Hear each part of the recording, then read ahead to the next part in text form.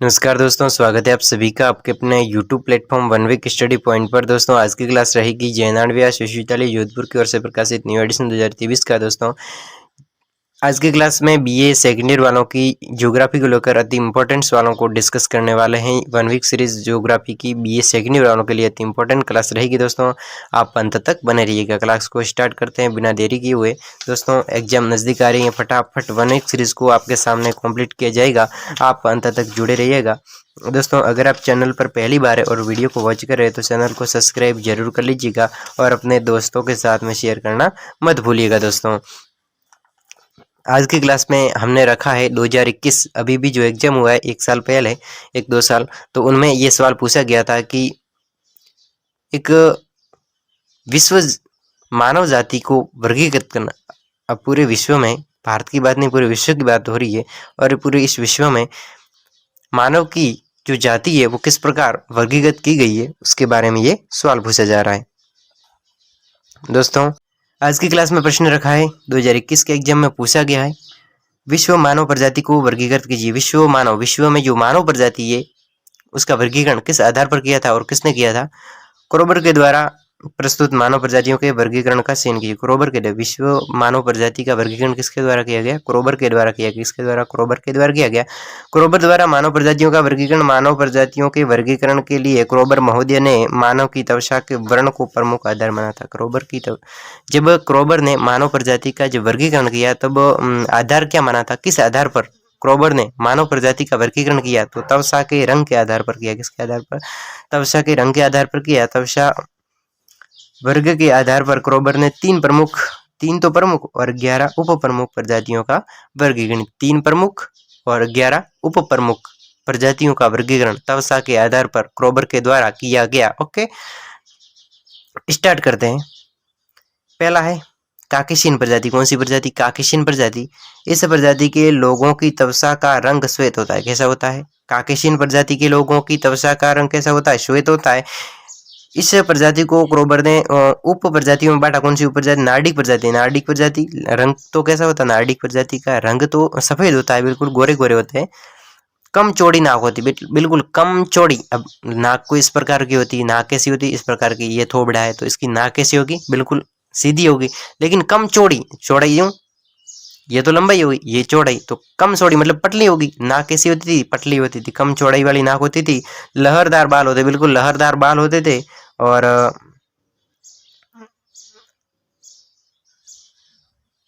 लहरदार बाल होते थे। सिर की ऊंचाई छोटी होती, सिर की ऊंचाई है वो छोटी होती थी।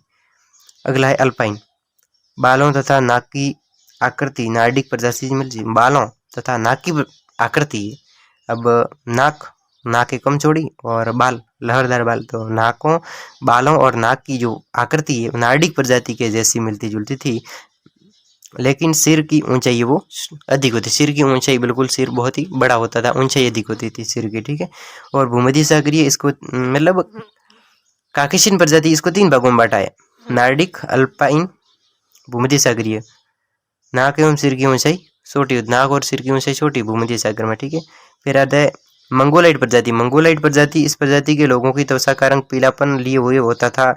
इसकी उपप्रजातियां निम्न है। तो मंगोलाइट प्रजाति है, इस मंगोलाइट प्रजाति के लोग है, इसका त्वचा का रंग है वो कैसा होता था? पीला रंग होता था। कैसा? पीला रंग होता था। अब पीले रंग वाले लोग भी अलग अलग प्रकार के थे। वो कौन कौन से? मंगोलियन। सीधे बाल, कैसे बाल? एकदम सीधे बाल थे। चौड़ा सिर, मध्य आकार की नाक आदि शारीरिक विशेषता इसकी मंगोलियन प्रजातियों की थी। ये वर्गीकरण है लोगों का। ठीक है, इस त्वचा के आधार पर।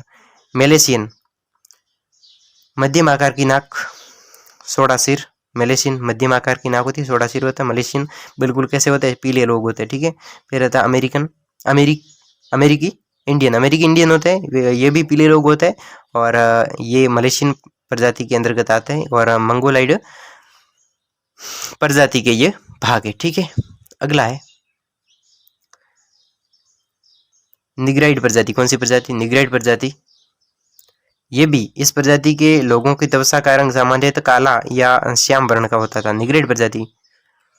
हमने कौन कौन सी प्रजाति पढ़ी एक बार पुनः देख लेते हैं कि काकेशियन प्रजाति, और काकेशियन प्रजाति के लोग है, इसकी त्वचा का रंग कैसा होता था? बिल्कुल त्वचा का रंग श्वेत होता है। बिल्कुल गोरे गोरे लोग होते थे। कौन से? काकेशियन प्रजाति के लोग गोरे गोरे होते थे। और इस काकेशियन प्रजाति को 3 भागों में बांटा गया, ठीक है, नार्डिक, अल्पाइन और भूमध्य सागरीय, ठीक है। फिर हमने पढ़ा मैगोलाइट प्रजाति। कौन सी? मंगोलाइट प्रजाति। ये मंगोलाइट प्रजाति के लोग है वो पीले होते थे। कैसे? पीलेपन यानी पीले कलर के होते थे लोग। कैसे होते थे? पीले कलर के।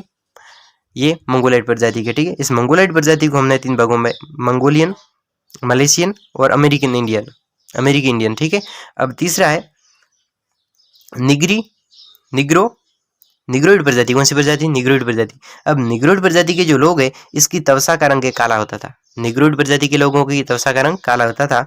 इसके अंतर्गत निग्रो, काले पिग्मी, बुशमैन आदि प्रजातियां पाई जाती है। इसकी शारीरिक विशेषता उनकी तरह घुंघराले बाल। दोस्तों यहाँ पर क्या होगा कि काला कलर के तो लोग होते थे, लेकिन इसकी काले पिग्मी, बुशमैन आदि प्रजातियों पाई जाती थी। इसकी शारीरिक विशेषता यानी कि ये निग्रोइड प्रजाति यानी काले लोगों की जो प्रजातियां हैं इसके शारीरिक विशेषता देखी जाए तो इसमें घुंघराले बाल होते। कैसे? घुंघराले, बिल्कुल इस प्रकार घुंघराले। एक तो लहरदार एकदम सीधे बाल होते लहरों की टाइप, लेकिन एक घुंघराले बाल होते इस प्रकार के। आपने देखे होंगे कि घुंघराले बाल होते। कौन सी? निग्रोइड प्रजाति। और ये काले कलर के लोग होते थे और घुंघराले बाल है। शरीर पर बालों की कम सघनता, शरीर पर बाल बिल्कुल कम होते हैं।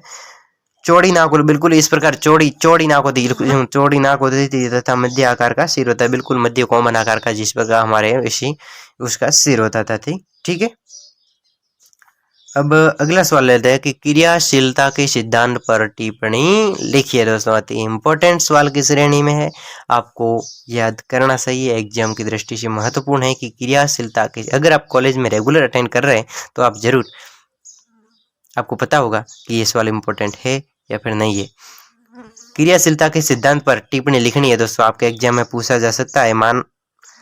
मानव भूगोल के किसी एक सिद्धांत का संक्षेप, मानव भूगोल का कोई ऐसा सिद्धांत लिखिए जिसका संक्षेप में वर्णन देना है आपको, ठीक है। चलिए, क्रियाशीलता का सिद्धांत मानव भूगोल का मूल सिद्धांत है। मानव भूगोल का मूल सिद्धांत कौन सा है? क्रियाशीलता का सिद्धांत है वो मानव भूगोल का मूल सिद्धांत है। इस सिद्धांत का प्रतिपादन फ्रांसीसी विद्वान ब्रूस के द्वारा किया गया था। जीन ब्रूस के द्वारा ये क्रियाशीलता का सिद्धांत दिया गया था। और क्रियाशीलता का सिद्धांत है वो मानव भूगोल का मुख्य सिद्धांत है। और ये किसके द्वारा? जीन ब्रूस के द्वारा दिया गया। उन्होंने बताया, इस जीन ब्रूस ने बताया कि धरातल पर कोई भी वस्तु दृश्य, सांस्कृतिक इकाई, प्राकृतिक भूतत्व स्थायी नहीं है। दोस्तों यहाँ पर ब्रूसमैन के द्वारा क्रियाशीलता के सिद्धांत पर डिस्कस करते हुए ब्रूसमैन ने यह बताया कि धरातल पर कोई भी वस्तु, हमारी पृथ्वी पर, हमारी धरातल पर, हमारी रेत पर, हमारी जो धरा है हम देख रहे हैं, जिस पर हम चल रहे हैं, उस हमारी धरातल पर कोई भी वस्तु पड़ी है तो वो दृश्य, सांस्कृतिक इकाई, प्राकृतिक भूतत्व स्थायी नहीं। दोस्तों जो वस्तु धरातल पर पड़ी है, जैसे वृक्ष है, मनुष्य है, वृक्ष किस पर? धरातल पर खड़े हैं, मनुष्य धरातल पर बैठे हैं, खड़े हैं, काम कर रहे हैं, या फिर पशु पक्षी है, या फिर जीव जंतु है, कीट है, पतंग है, कीट पतंग हम कुछ भी कह सकते हैं, जीवाणु वगैरह कुछ भी कह सकते हैं। तो जो भी वस्तुएं धरातल पर पाई जाती है वो दृश्य हो या सांस्कृतिक इकाई हो या प्राकृतिक भू तत्व हो, वो स्थायी नहीं होते, बिल्कुल वो अस्थायी होते हैं, स्थायी नहीं होते हैं। सब में क्रियाशीलता के कारण परिवर्तित होते रहते, सब में क्रियाशीलता होती है और परिवर्तित होते रहते। धरातल के प्रत्येक पदार्थ जैविक, अजैविक, प्राकृतिक, सांस्कृतिक में परिवर्तन होता रहता है। धरातल का प्रत्येक पदार्थ, धरातल पर जितने पदार्थ है प्रत्येक पदार्थ में, या फिर वो जैविक हो, चाहे वो अजैविक हो, चाहे वो प्राकृतिक हो, चाहे वो सांस्कृतिक हो, उन सभी में परिवर्तन है वो होता रहता है। सिद्धांत के अनुसार, इस क्रियाशीलता के सिद्धांत के अनुसार मानव भूगोल का अध्ययन भौतिक एवं सांस्कृतिक पर्यावरण में क्रियाशीलता का आधार मानकर करना चाहिए। दोस्तों क्रियाशीलता के सिद्धांत के अनुसार मानव भूगोल का उद्देश्य है, मानव की जो भूगोल है, मानव भूगोल है उसका उद्देश्य है भौतिक एवं सांस्कृतिक पर्यावरण। भौतिक, हमारा जो भौतिक पर्यावरण और सांस्कृतिक पर्यावरण है, इनमें जो परिवर्तन होता है, इस सिद्धांत भौतिक एवं सांस्कृतिक पर्यावरण में क्रियाशीलता का आधार मानकर करना चाहिए। मानव सभी क्रियाशील है, मान्य मानव है, हम वो भी, ये भी, हम भी क्रियाशील है तथा अपनी बुद्धि, आवश्यकता, तकनीकी द्वारा ज्ञात निरंतर परिवर्तन करता रहता है। दोस्तों हम लोग हैं, हम मानव लोग हैं, हम भी एक क्रियाशील प्राणी है। हर समय, हर घड़ी एक क्रिया करते रहते, वृद्धि करते रहते। आज छोटे थे तो कल बड़े हो गए, यानी कि हम स्थिर तो नहीं है, अस्थिर है। तो हम भी क्रियाशील है तथा अपनी बुद्धि, आवश्यकता, तकनीकी ज्ञान द्वारा निरंतर परिवर्तन करते रहते हैं। अपनी बुद्धि, जिस प्रकार दिन प्रतिदिन हमारी बुद्धि बढ़ती है, ज्ञान बढ़ता है, तो अपनी आवश्यकता पड़ती है, अपनी तकनीकी जो हम खुद आविष्कार करते हैं, हम वैज्ञानिक तो मान लो अभी आविष्कार भी करेंगे, तो आविष्कार का जो ज्ञान है उसमें निरंतर परिवर्तन होता रहता है। जिन ब्रूस